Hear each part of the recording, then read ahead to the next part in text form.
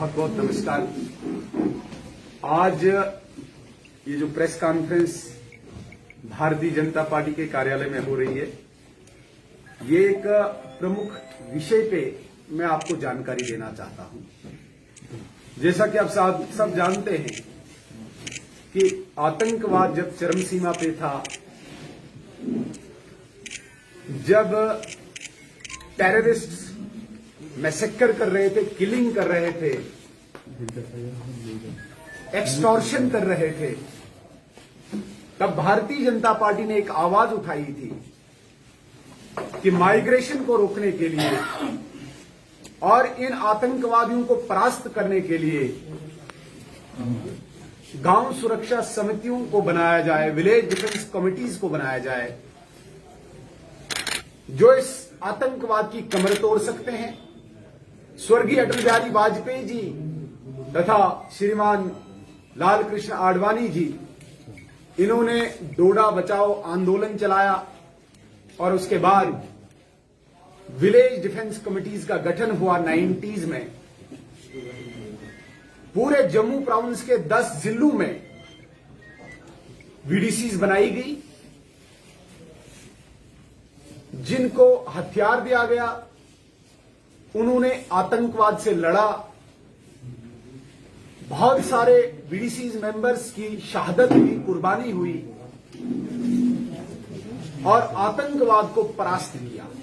मैं आपको याद दिलाना चाहता हूं, बहुत समय पहले एक आतंकवादी से जब इंटरव्यू लिया गया था किसी मीडिया पर्सन ने, उस आतंकवादी से पूछा गया था कि तू सबसे ज्यादा किस फोर्स से डरता है?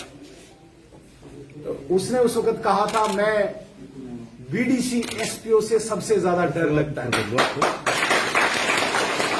ये वो ताकत है जिसने पाकिस्तान में उपजे इस इरादे को विफल कर दिया, माइग्रेशन को हमारी पेरिफेरीज से रोका। लेकिन उस वक्त कोई ऐसी पॉलिसी फ्रेम नहीं हो पाई थी। हर वीडीसी कमेटी में 3 एसपीओज थे, जिन एसपीओज के नाम पे सैलरी आती थी और वो बाकियों में डिस्ट्रीब्यूट की जाती थी।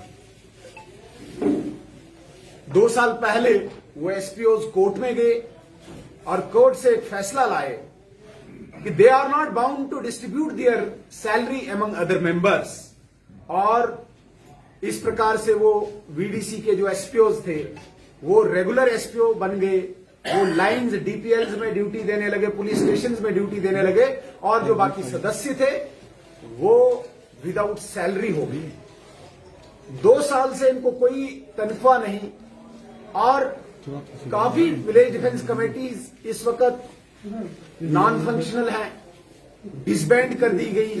काफी लोगों ने इस हताशा में अपना वेपन जमा करा दिया और वहां से इस्तीफा दे दिया, क्योंकि आपको पता होना चाहिए, एक छोटा सा व्यक्ति गांव में दूर दराज जो अपनी तथा गांव की सुरक्षा कर रहा है, उसे बीपीएल का अधिकार नहीं है, उसे बाकी सुविधाओं का अधिकार नहीं है। इसलिए ये सुविधाएं पाने के लिए उन्होंने वेपन भी जमा किया और खुद रिजाइन कर दिया।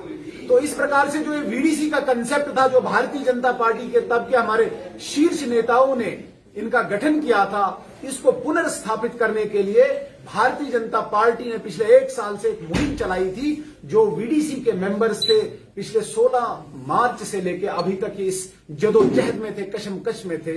लगातार हमारी बैठकें आदरणीय गृह मंत्री जी से हुई। हमारे अध्यक्ष श्रीमान रविंदर रैना जी ने इस पूरे जम्मू प्रोविंस के वल्नरेबल प्लेसेस का दौरा किया और वीडीसीज को भरोसा दिया कि आपका मसला हल करा के रहेंगे। मुझे आदेश दिया गया कि आप गृह मंत्रालय के संपर्क में रहे। बहुत सारी मीटिंग्स वहां पे हुई। इवन यहां के जितने भी आला अधिकारी हैं उन्हें भी वहां पे बुलाया गया। प्रपोजल वहां पे सबमिट हुआ।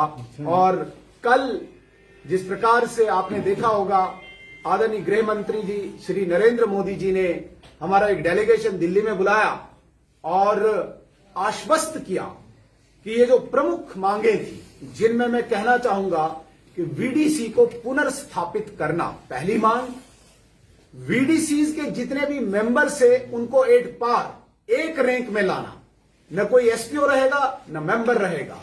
और वीडीसी का नॉमेनक्लेचर, जब हम इसको पुनर्स्थापित करेंगे, इसका नॉमेनक्लेचर चेंज होगा, क्योंकि अगर वीडीसी रहे उसमें 3 एसपीओ रहेंगे, इसलिए इसका नॉमेनक्लेचर चेंज करके वीडीजी एक फोर्स खड़ी कर दी, विलेज डिफेंस ग्रुप्स।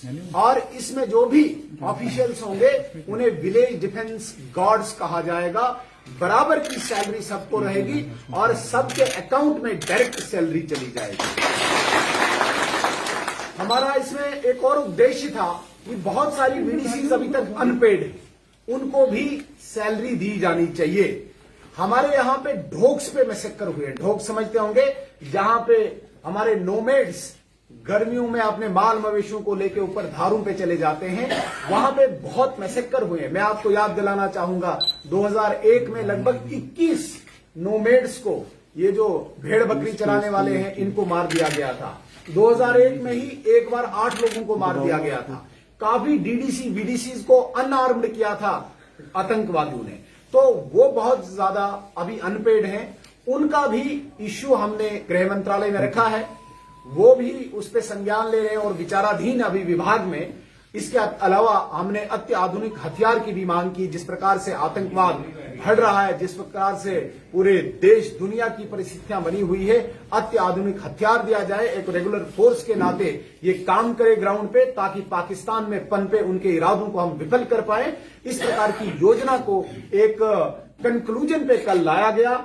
आज पूरी उम्मीद है कि आज दोपहर तक वो ऑर्डर भी निकलेगा। और जो इश्यूज अभी पेंडिंग है, जैसे अनपेड का इश्यू मैंने बोला, जैसे सैलरी एनहांसमेंट का बढ़ाने का इश्यू, वो भी आगे चलते रहेंगे। हमें पूर्ण विश्वास है आदरणीय गृह मंत्री जी पे, आदरणीय मोदी जी पे।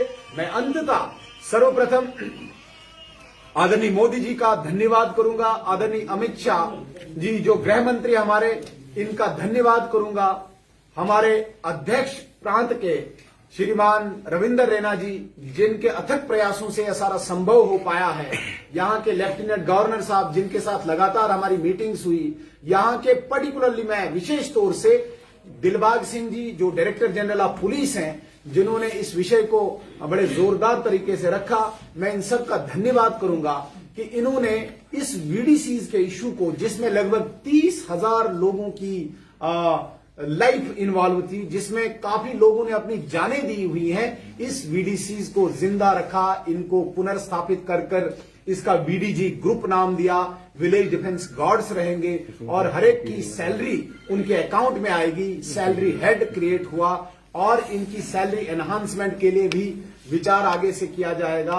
जो पेड अनपेड वीडीसीज हैं, उनका भी मसला हल करने के लिए संभाग को, विभाग को निर्देश दिए गए हैं। मैं पुनः एक बार आप सभी प्रेस के साथियों का बहुत धन्यवाद करूंगा। आपने अपना कीमती वक्त दिया और बहुत